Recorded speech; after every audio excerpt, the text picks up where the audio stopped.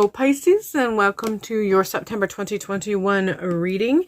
Be sure to check out your sun, moon, and rising signs for a more well-rounded perspective, and check out the links in the description box below if you would like a reading that's more personal to you and your current situation. All right, let's go ahead and begin. We are starting out with the Queen of Wands. This is coming forth as a very specific person, as someone who has been active in supporting you, someone who has been, it doesn't have to be necessarily a mother, but there is high mother vibe that's coming with this. So it could be something that you just have perceived as maybe a second mom, or maybe, whenever you had to move from home and you went to college and you had that one particular person there who was really good at stepping in and you felt like you could trust, like you would trust your mother, that sort of energy. But someone with heavy nurturing, but not just that nurturing motherly, kind of loving support, but that kind of fiery support for you to go into action. So the kind of support of someone who is encouraging, be like, oh yes, you are so good at this, you should do this. That idea that you gave was brilliant, you should follow through with that. So someone who provides that kind of support, like there was someone who was there for you, who had a very nurturing sort of connection or nurturing sort of bond, much like a mother or a second mother, maybe a favorite aunt, something along that line. But the representation or the aspect of your life that was so positive was how they were there for large bursts of encouragement and, basically really supporting you into following through with whatever it is that you believed in, whatever it is that you desired. They were the person who basically showed you your own light and told you to follow it. So there's a connection with this as you begin the month of September for each of you, because this is a general reading. This may come forth differently, but this person has either been on your mind, has come back into your life, or has been something you needed to search out to connect with because of something that you're experiencing. But this particular person has been heavy on your mind. And if that doesn't apply to you, if you haven't been thinking about them, then this message right now, me bringing this to you in the forefront right now, is letting you know that this might be someone you should consider connecting with, because there's something that they may offer to you at this point in time. And connection can mean many different things. It can be a text, it can be a message, it can be a phone call, it could be a letter or a card.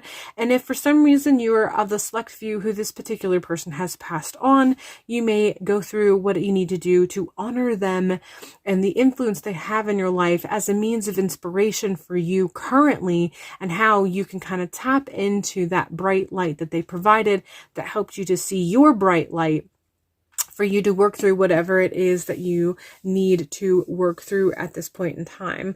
But this is coming in very heavy at the beginning parts of the month. I feel like the vast majority, if not out and out all of you, this actually has already taken place. This particular influence or experience is something that is almost in the recent past more than anything. We are following this with the Four of Pentacles card, and I feel like this is one of the reasons why this particular energy was coming in at the beginning there, because you've reached a point where you are feeling a bit stagnant in your decision making skill set. You're feeling a bit of a struggle in moving forward, and some of it is most likely because of decisions that are right in front of you, but they're not easy to make. So sometimes when we come to crossroads in our life, oftentimes we just know, even though they're major crosswords, we know, all right, this is where I'm going. A good example, for whatever reason that came to mind, was whenever we graduate from high school, majority of people, they know that they're at a huge crossroads. They're leaving their childhood. They're entering a form of adulthood to some degree. And it's, even though it's a major crossroads, you already know the direction you're headed. And for the majority of the population, at least in Western culture, is to go to college. So this feels like in contrast to that, this feels like this is a major decision, but it's not something that you just innately seem to know. The next step is this. And so there's been some hesitancy to moving on. There's been some hesitancy to make a decision.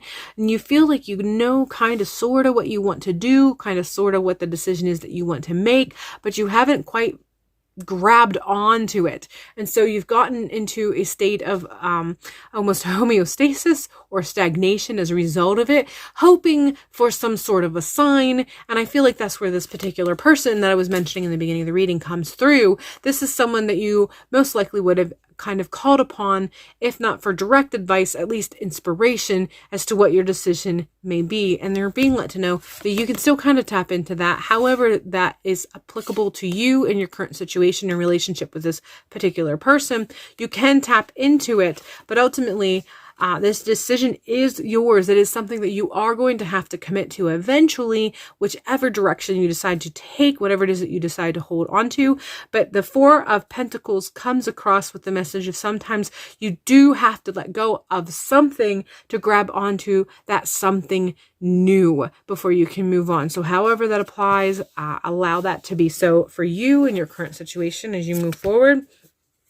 We're following this with the Ace of Cups, and I feel like this is coming in letting you know to trust your intuition, trust that gut, trust the connection that you have, trust the messages that you have been receiving, trust what you know that you know as far as a guidance through this. And I feel like some of the reasons why the resistance has been coming up is because even though you may have come to some sort of a conclusion of what it is that you think that you want or what it is that you think that you know, there's a part of you that still resists or is kind of pushing back on your intuition, and you're being told to stop doing that. You know more about what it is that you desire and what it is that you want and what direction you need to go than you're giving yourself credit for. It's just a matter of committing to whatever it is that you need to commit it to, that you already know that you need to commit to. Finally, we have the Sorrow card, and there's definitely an overall feeling that one of the reasons why, again, this is such a drastic point of crossroads for you is because there's big decisions, and there's a bit of a, when you make these decisions, it's going to be final. So going back to that decision about going off to college, whenever you graduate from high school, you tend to most people tend to know that even if they don't know what they want to study, they are definitely going to be going the following year to college. But it's not a complete and absolute step into adulthood. Most people still have the option to be able to return back home. Usually the deciding factor for really separating from your parents come a little bit later when you get a job or when you get married or something along that lines. So this decision that you are at, this crossroads that you're at, feels a little bit more personal or a bit more permanent, like that. You know, getting a new job is going to take you away from your parents, and this is it. You're most likely never moving back home. Or, you know, getting married, which this is it. You're most likely not ever moving back home, because the new home you're going to be establishing with this new partner in your life will become your new permanent home. So this decision feels like it has that sort of permanence. It's something that, most people just don't figure out packing up and going back in any way, shape, or form.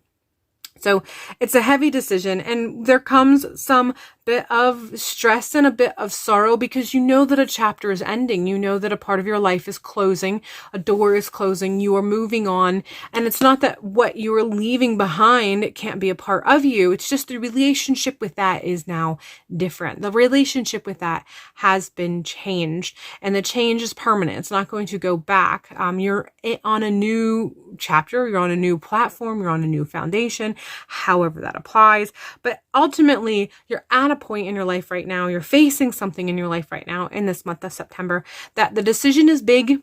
The decision, it feels heavy with permanence, that's going to close doors, close chapters, and have you moving on, that will only allow you to reflect on what was, but never really relive on what you're leaving a portion, you're leaving a chapter of your life, you're moving on. So that's coming in very heavy as to why you haven't grabbed on to whatever it is that you know that you need to grab on, whatever it is you know you need to embrace. And it's okay to take that time of mourning. You know, it's okay to recognize the major shifts that you are facing that's going to create permanent change, that's going to vibrate far into your future and change things about your life, your connections, your relationships. You're allowed to take the moment and the time that you need to do to recognize the shifts that it's going to cause, and give yourself whatever it is you need to have to move through this so that you can have healthy boundaries and be able to continue to move in supporting yourself, and as well as having self-confidence and, you know, continuing with self-love and self-care as you move. But ultimately, the month of September is going to be heavy with finalizing some decisions, closing some doors, opening up new ones, and moving forward in your life. And that does take a process, and it's not just making decision. There's definitely a process of acceptance and healing and self-love and so on. So take the time that you need as you do this, but recognize that it's definitely something that you are facing. You're being validated. You are facing some big decisions, but take your time. Give yourself the love that you need so you can set the boundaries and you can move on feeling happy, healthy, and full of support from those around you. All right, Pisces, that's all I have for you is for this month. If you would like to have a reading that is a bit more focused on you personally, there are links in the description box below to my website and offerings. Be sure to check out your sun, moon, and rising signs for a more well-rounded perspective. And hopefully September becomes a beautiful, opening, expanding month for you. And hopefully I will see you in a future video.